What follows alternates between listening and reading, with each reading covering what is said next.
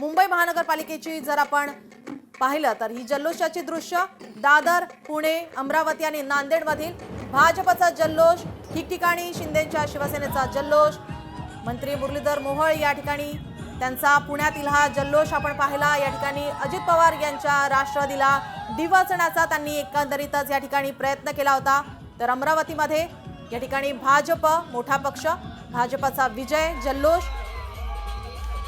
मुंबई असू दे, पुणे असू दे, अमरावती असू दे किंवा नांदेड या ठिकाणी विजयोत्सवाला सुरुवात झालेली आहे। डीजेच्या दणदणाटामध्ये, डॉल्बीच्या ठेक्यावर कुठे ढोल ताशांचा गजर करत, फटाक्यांची आतषबाजी करत गुलालाची मुक्त हस्तानं उधळण होते आणि आज विजयोत्सव सर्वत्र साजरा केला जातोय।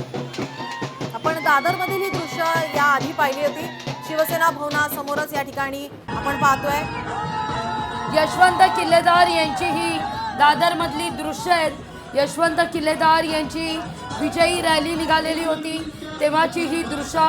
तर ही दृश्य पुण्यातली आपण पाहतोय। पुण्यामध्ये देखील गुलालाची उधळण झालेली आहे। तर अमरावतीतही फटाक्यांची आतषबाजी होतीये। आणखीन काही दृश्य आपण पाहणार आहोत, आणखीन काही महत्त्वाची अपडेट।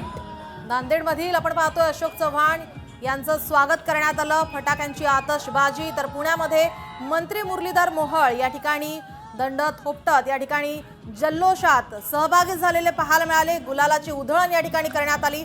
अमरावतीमध्ये सुद्धा या ठिकाणी भाजपचा जल्लोष, तर दादरमध्ये मनसेचे किल्लेदार यांचा जल्लोष पाहायला मिळाला। कार्यकर्त्यांमध्ये एक वेगळाच उत्साह, आनंद आज आपल्याला पाहायला मिळतोय। काल मतदान पार पडलं, आज मतमोजणी।